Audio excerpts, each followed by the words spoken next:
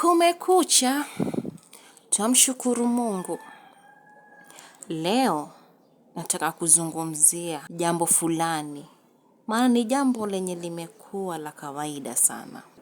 Kama hauwezi fanya hivi, siwezi kusaidia. Leo kwa sababu unataka kulipiwa kodi, usiolewe manake unataka kuitwa mke wa mtu fulani. Hiyo ndoa haitadumu, yani mwaka mmoja itakuwa tamu. Kwa hivyo kama unataka kwenda kwa ndoa, kwa kina ndoa ni kuzuri na kuna changamoto, ila lazima pia twende kwa kina ndoa. Yani saizi wanaume wanatafuta wanawake ambao wako na hela zao.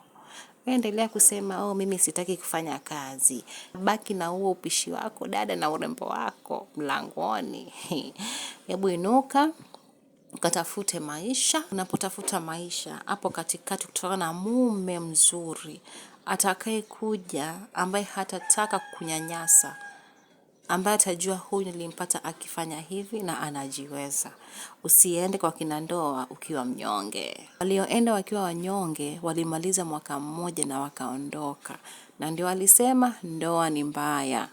Na pia we kaka, wakaka walioenda kwa kina ndoa manake nataka aumize mrembo fulani, walimaliza mwaka mmoja na ndoa zao hazikudumu, manake alitaka kuumiza mtu fulani.